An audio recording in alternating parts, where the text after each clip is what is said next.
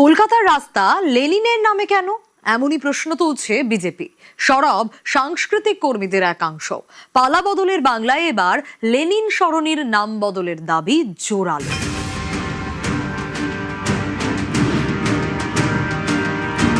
যার সঙ্গে ভারতের কৃষ্টি, কালচার, সংস্কৃতি, যে ভারত নামটা জীবনে হয়তো মুখে আনিনি, যে ভারতবর্ষ বলে একটা দেশ আছে কিনা সেটাও জানতো কিনা আমি জানি না, তাকে এত গৌরবান্বিত করার এখানে প্রয়োজনটা কি? বিজেপি জন্মের আগে থেকে লেনিন সরণি, আসলে কোনো কাজ নেই। তৃণমূল একই কাজ করেছিল, নাম বদলাও, রং বদলাও।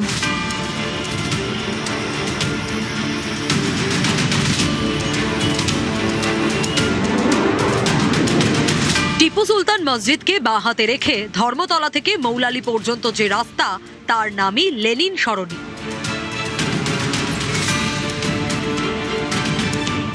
রুশ বিপ্লবে বলশেভিকদের নেতা ভ্লাদিমির লেনিন, তার নামেই কলকাতায় রাস্তা। ব্রিটিশ আমলে এই রাস্তার নাম ছিল ধর্মতলা স্ট্রিট।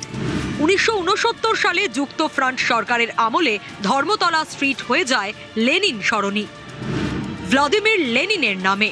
এই যুক্ত ফ্রন্ট সরকারের উপমুখ্যমন্ত্রী ছিলেন জ্যোতি বসু। অনেকে বলেন, বাম আমলে নেতারা মাছ ভাত বললে কর্মীরা শুনতেন মার্ক্সবাদ। বামপন্থা মিশে গিয়েছিল বাঙালির আটপৌরে জীবনে। তাই কলকাতায় যখন লেনিনের মূর্তি বসানো হয়, হয়তো কেউই প্রশ্ন তোলেননি। এই কলকাতাতে এদের মোগল পাঠানের নাম থাকবে না, বিদেশি ভগিনী নিবেদিতা ছাড়া অন্য কারোর নাম রাখার ক্ষেত্রে 5 বার ভাবতে হবে।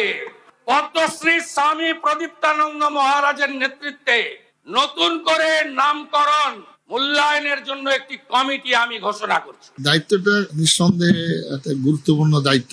ইতিমধ্যেই কয়েকজন যারা ইতিহাসবিদ রয়েছেন পশ্চিমবঙ্গে, তাদের সঙ্গে যোগাযোগ করেছি। তারা প্রস্তাব দেবেন এবং ইতিহাসের সঙ্গে কি সম্পর্ক, ভারতীয় সংস্কৃতির সঙ্গে কি সম্পর্ক, সেটা জানার পর প্রস্তাব রূপে গৃহীত হওয়ার পর পাস হবে। তখন ইমপ্লিমেন্ট করার দায়িত্ব রাজ্য সরকারের। পালা বদলের বাংলায় এবার লেনিন সরণির নাম বদলের দাবি। বিজেপির প্রশ্ন, কলকাতার বুকে কেন লেনিনের নামে রাস্তা থাকবে? বাংলার ইতিহাসে কিংবা বাংলার সংস্কৃতিতে লেনিনের অবদান কি? যার সঙ্গে ভারতের কৃষ্টি, কালচার, সংস্কৃতি, যে ভারত নামটা জীবনে হয়তো মুখে আনিনি, যে ভারতবর্ষ বলে একটা দেশ আছে কিনা সেটাও জানতো কিনা আমি জানি না, তাকে এত গৌরবান্বিত করার এখানে প্রয়োজনটা কি? রবীন্দ্রনাথকে অনুসরণ করে বলছে আমরা বিদেশিতে অনেক পুজো করলাম, এবার দেশের ঠাকুরের পুজো পাক না। লেনিন সরণির নাম পরিবর্তন হবে, ওটাই বুদ্ধদেব বাবুর নামে হলে আমাদের তাতেও কোনো আপত্তি নেই। আমি শুধু মনে করিয়ে দিচ্ছি সজল বাবুকে, উনি তখন তৃণমূল ছিলেন যখন জ্যোতি বসু নগরের নামটাকে ওরা বদলে দিয়েছে। বুদ্ধদেব ভট্টাচার্যের নাম করা উচিত তো বটেই, করতেই পারে। বিধাননগর নামটা জ্যোতি বসু দিয়েছিলেন, ওটাকে বলে গণতন্ত্র, গণতন্ত্রের বোধ। জ্যোতিবাবুর নামে যেমন নগরের নাম থাকাটা স্বাভাবিক ছিল, ওরা ভেঙে দিয়েছে, তেমন করে বুদ্ধবাবুর নামেও নিশ্চয়ই নাম হতে পারে। বহু বিদগ্ধ মানুষজন আছেন যাদের বাঙালি সমাজে, কলকাতা, পশ্চিমবাংলায় প্রচুর কন্ট্রিবিউশন আছে। তাকে শ্রদ্ধা জানিয়ে যদি রাস্তা হয়, তাহলে পরবর্তী প্রজন্ম সেই রাস্তার নাম দিয়ে সেই মানুষটিকে মনে রাখবে। লেনিন, হোচিমিন, এই ধরনের যাদের নামে রাস্তা আছে, বিগত বাম জমানায় মূলত এটা হয়েছে। এই নামগুলো অপ্রাসঙ্গিক কলকাতা, পশ্চিমবাংলা এবং বাঙালির সমাজে। আসলে কোনো কাজ নেই। তৃণমূল একই কাজ করেছিল, রং বদলাও, নাম বদলাও, অসত্যকে সামনে আনো, ইতিহাসের বিকৃতি ঘটাও। এটা ফ্যাসিস্টিক মনোভাবের সঙ্গেই যায়। সবাই প্রতিবাদ করবেন এবং আমার ধারণা মানুষ তার প্রতিবাদ করবে। বিজেপির দাবি, ইচ্ছে করেই বাংলার ইতিহাসের আসল রূপকে সামনে আসতে দেয়নি বামেরা। তাহলে তো শ্যামাপ্রসাদ মুখোপাধ্যায়কে কৃতিত্ব দিতে হতো। Why was there a Bengal and why did it become West Bengal?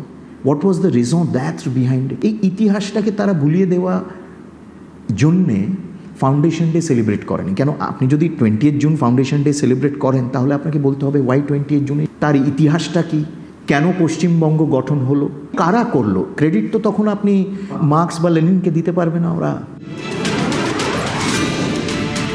Dharmatala থেকে দুটি রাস্তা পাশাপাশি গিয়েছে শিয়ালদার দিকে, একটি লেনিনের নামে, অন্যটি সুরেন্দ্রনাথ বন্দ্যোপাধ্যায়ের নামে। সেই সুরেন্দ্রনাথ যাকে ব্রিটিশরা বলতেন সারেন্ডার নট, তিনি এতটাই দাপুটে ছিলেন। বিজেপির প্রশ্ন, সুরেন্দ্রনাথ বন্দ্যোপাধ্যায়ের নামে রাস্তা, তার পাশে ভ্লাদিমির লেনিন থাকেন কিভাবে? ক্যামেরায় সুমন বোসের সঙ্গে পিন্টু সরকার ও ভেঙ্কটেশ্বর লাহিড়ী, নিউজ 18 বাংলা, কলকাতা।